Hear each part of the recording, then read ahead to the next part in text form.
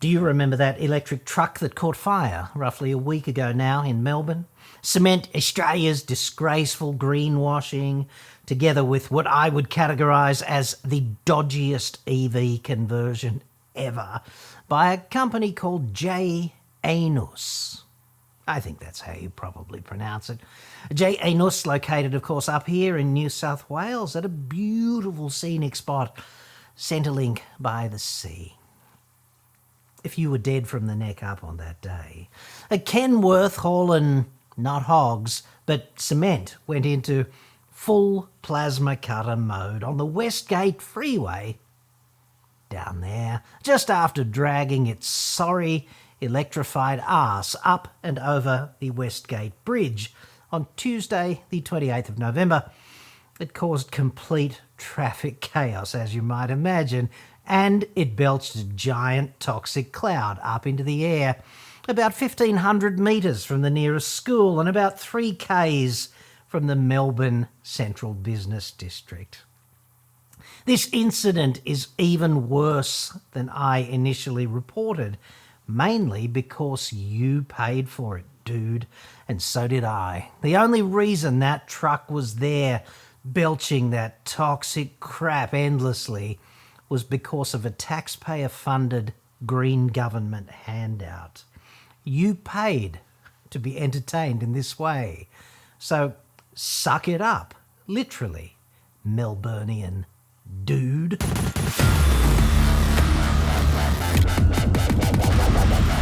I'm John Cadogan from Expert.com.au. New cars, cheap, Australia only website. Card.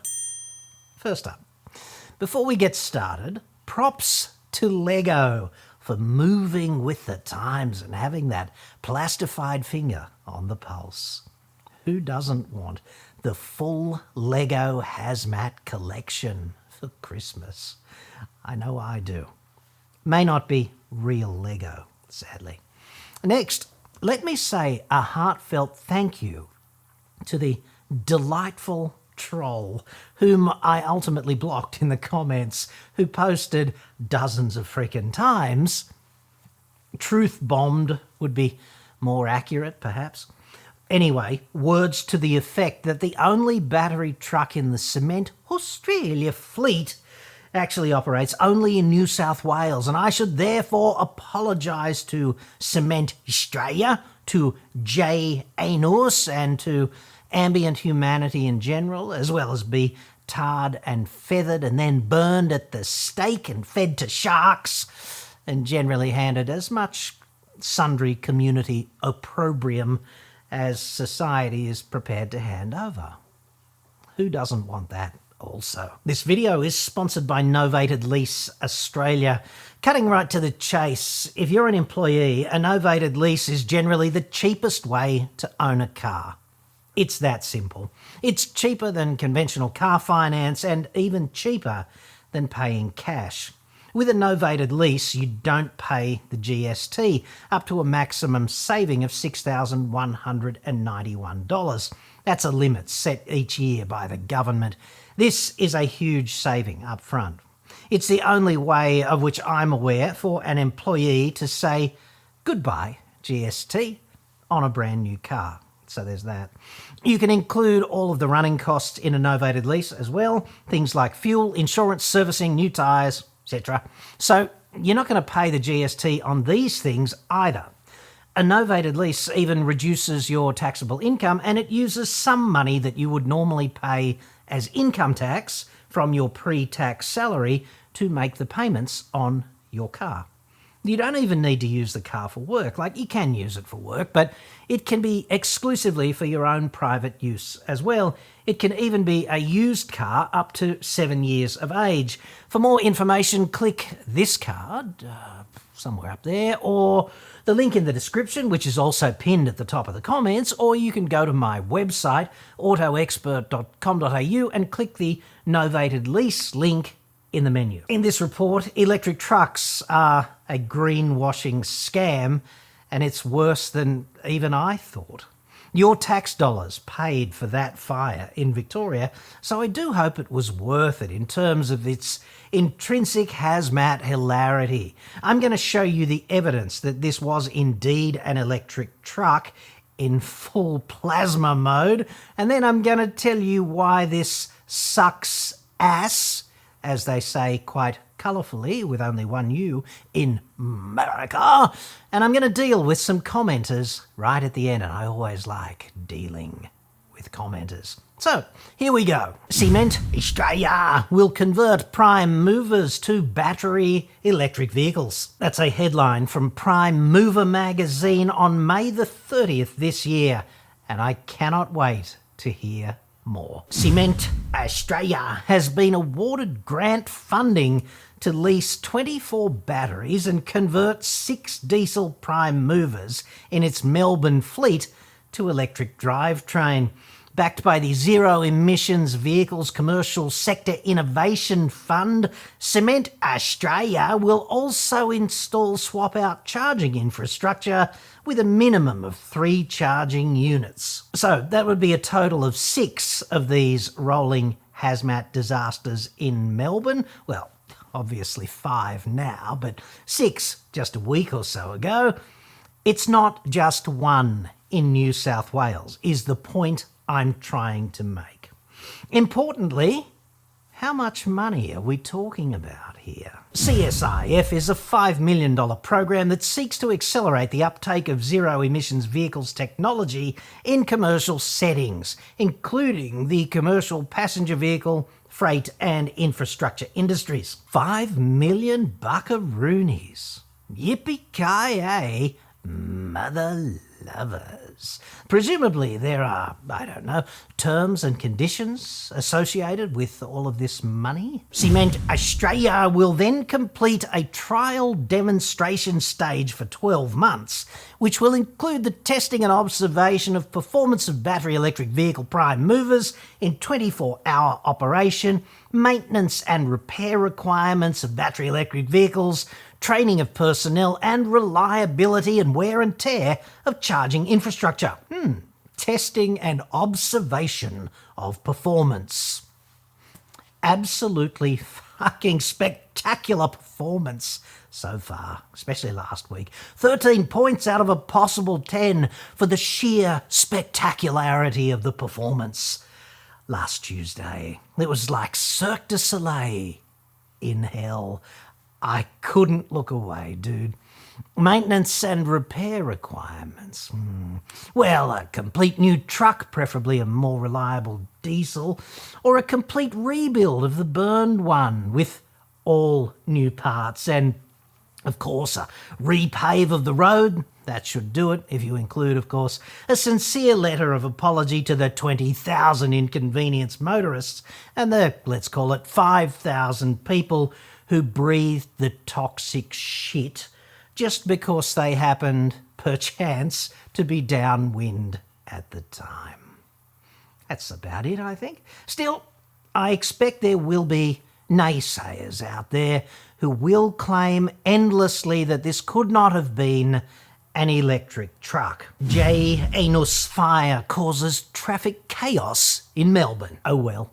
Truck and bus news there, 30th of November, 2 days after the Todd Road exit rolling crematorium taxpayer trial. Australian electric truck startup modifier J. Anus has suffered another major setback with another of its modified battery swap trucks catching fire this week. The truck, a J. Anus modified Kenworth prime mover hauling a single bulk cement trailer for Cement Australia, caught alight on a major Melbourne freeway that caused major traffic disruptions while firefighters battled to extinguish the runaway blaze. Okay, so when they say another major setback, they're referring to that fateful day in July, I think it was, of 2022, when a prototype battery truck in the J. Anus factory managed to burn itself more or less to the ground, giving the local population some much-needed fire and rescue entertainment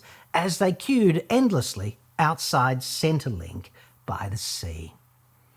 This report seems quite unequivocal vis-à-vis the powertrain, at least to me. However, upliftingly, there is also an orgy of evidence that this truck, defecating pyromaniacally in its trousers, was in fact an EV. And I think I speak for humanity when I say a good evidence orgy is always rather nice to participate in or even just watch. Firstly, Cement Australia's fleet of Kenworths is typically painted white. This one is green, which it seems is reserved for their rolling hazmat disasters, which is marketing genius right there, if you ask me. Secondly, Cement Australia seems quite keen to advertise the fire hazard potential of these vehicles, using the words electric vehicle in white down there near the headlight. And although it's illegible at this distance, those words do appear to be right there in this screen grab from 9 News. Thirdly, speaking of 9, they posted widely on their socials that, quote, an electric cement truck has burst into flames in Port Melbourne, blah, blah, blah. If untrue, this is quite the gaffe, even for 9. They also mentioned the word battery in the televised news bulletin, so there's that. Fourth, or is that fifth, I'm not sure, the aggressive horizontal flames down low on the truck's right-hand side, which is on the left when you're looking at the screen, are a battery fire dead giveaway. That's the source of the blaze, dude. It can only be a battery off-gassing during catastrophic thermal runaway. The fire above those horizontal flames is simply the rest of the truck just catching fire. The battery is little Lucifer here, quite literally, pretty clearly. And fifth, here's an aftermath shot from Fire and Rescue Victoria's Facebook page. That dirty big black rectangular thing with the horizontal bits on it between the wheels, it's not a diesel fuel tank, dude. It's Jay Anos's battery module, the kind that goes in by forklift. And if I'm not mistaken, that little rectangular aperture right there, that is where one of the forks goes. And finally, sixth, or whatever we're up to, as if we need any more confirmation, there's something a diesel Kenworth would typically have, which would be as conspicuous as the balls on a big black canine, especially from this angle. And it's simply not there in this shot. Can you spot its absence, I wonder? The trademark Kenny twin exhaust stacks are missing, dude. So when you add these 6 or 7 things up, whatever there are, there's this tool in critical thinking. It's called Occam's razor, and it is basically the adjustable wrench of correct answer finding. Basically, Occam's razor says that in the absence of compelling evidence to the contrary, the simplest answer is likely the right one. Like, if it's walking like an electric truck and quacking like a freaking electric truck, it's probably not a diesel duck, is it?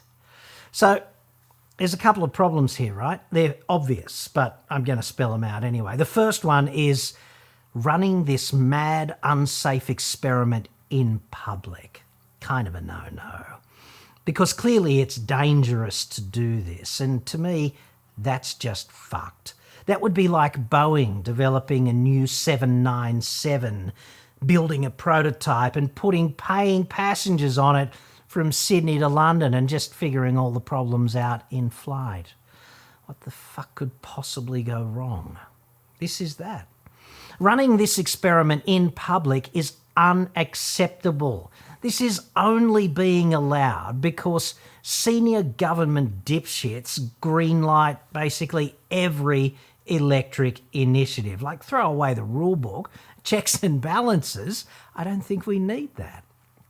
Let's change just one variable here and do a little thought experiment, shall we?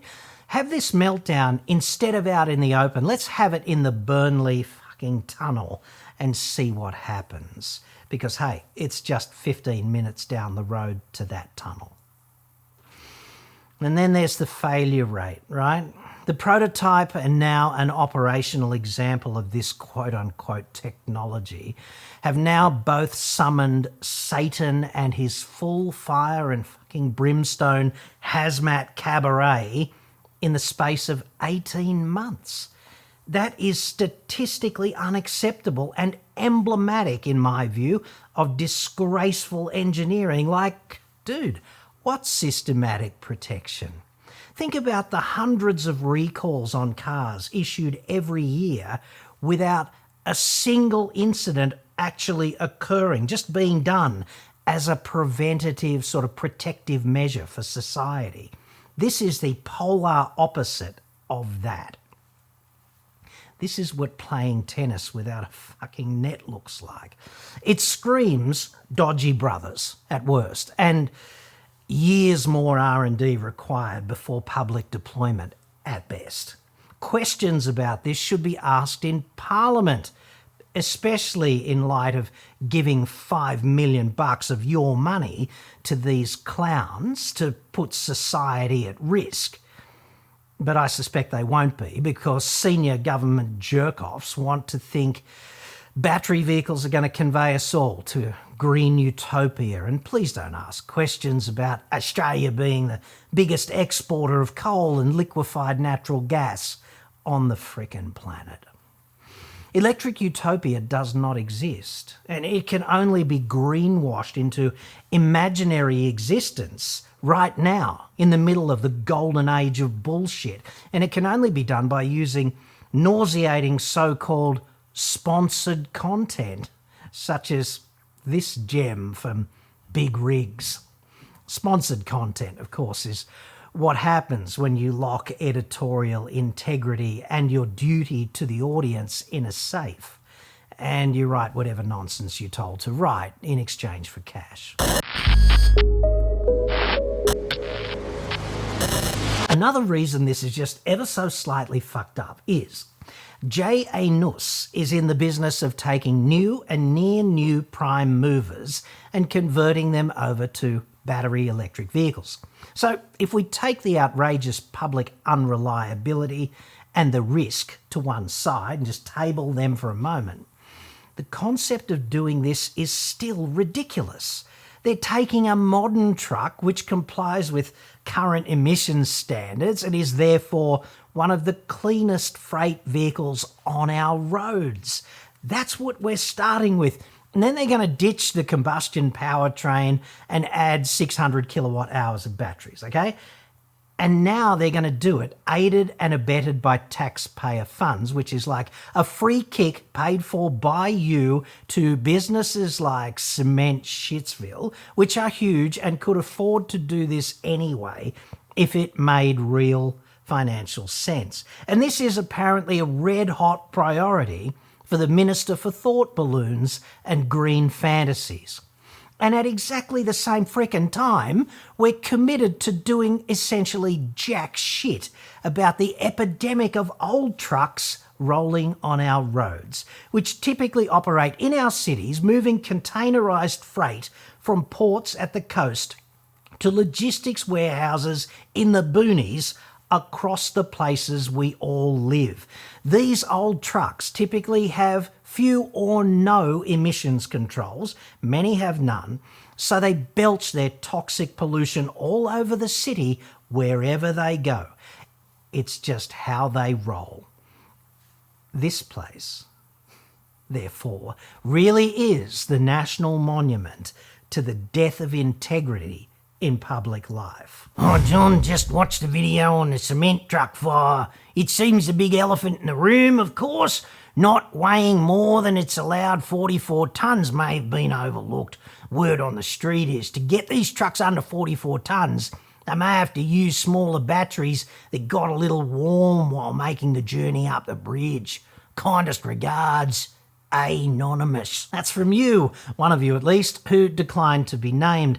This sounds quite plausible to me, so if you're in the trucking industry and you know more, do share, anonymously if you like, in the comments below. John, I thought you would know that it was a concrete truck and you should know the difference even if journalists do not. Interesting, Dan2304. It's a cement truck, dude, not a concrete truck. And there is a substantial difference. Specsavers.com.au, I recommend them for more on that one. It is not pronounced J-anus. I believe the J is silent. Thank you, PA93. Accuracy in journalism is, of course, so important. I did just check up on this. This is a weighty issue, and it seems we are both wrong, dude. The J is not silent, nor is there an overemphasis on the anus. I do hate it when anyone overemphasizes the anus, but don't get me wrong, dude, it is anatomically quite important. We just need to put it in its place, I suppose. I rang the co-founders, Hugh and Stephanie Janus, and it is Janus, okay? They set me straight on that straight away. Well, like Hugh did. I couldn't locate Steph for corroboration. I didn't have much time. Hugh no longer works in the business, disappointingly. He's a really nice bloke too. Hugh Janus. Imagine that. Not even slightly two-faced, incredibly. Look it up, dude. Janus and two-faced. Do I look like some sort of mythology diagram drawer? Christ. So I call him, right, Hugh, and he says, just call me Hugh, dude. That's what he says to me on the phone, like off the bat. And I couldn't, for some reason. I had to keep using his full name, Hugh Janus. I don't know why. He told me that he gets this a lot, dude. He did. He was the only kid at school, he said, who never got a proper nickname. It left this horrible scar on his psyche, being excluded like that too. That's probably why he's such a good fighter. His daddy left home when he was 3 and didn't leave much for his ma or he. Just an old guitar and an empty bottle of booze, etc. Dude. Before he left, he went and named him Hugh. Same old story, really. Grew up fast, grew up mean, his fist got hard and his wits got keen. Life ain't easy for a boy named Hugh. Not when Janus is your surname anyway, obviously. Then he started the business, things took a promising turn for a time, but his role on the front line as business development manager ultimately proved untenable. Like, on the phone would ring, people would call, they'd want to do business, it would ring endlessly and he'd answer, Hugh Janus, how can I help you? And this would go on like, I don't know, hundreds of times every week. Politicians and business leaders would decline to introduce him at official functions. Ladies and gentlemen, give it up for Hugh Janus. Nobody wants to MC that, dude. He was busting his ass. He couldn't take the stress, could you? It was hurting the bottom line. One day, he just cracked. He got sick of being the butt of all those jokes. He packed up his shit and wiped his hands clean. It nearly wrecked him. Hugh went back to college, quietly, after that. He studied hard and he pursued his childhood dream. He became a baker and moved to Adelaide, set up shop in Randall Road, Morford Vale, just between Sexyland and Butopia. Look it up on Google Maps, dude. It's right there, near the charcoal chicken place. You know where I mean, dude. It's become a world-renowned bakery. People travel from everywhere to see it. They really do. There's a queue outside every day. Everyone wants a selfie outside Hugh Janus's best buns. The business is renowned for its chocolate logs. Best damn chocolate logs in all of Morford Vale. 20 years in a row now. They've got plaques up on the wall. Nobody lays a chocolate log like Hugh Janus. He even started a family, and life is pretty good now, thankfully. Hugh Jr. even minds the shop at weekends these days. And guess what? Little Hugh, as he's known, he can fight too. Go figure.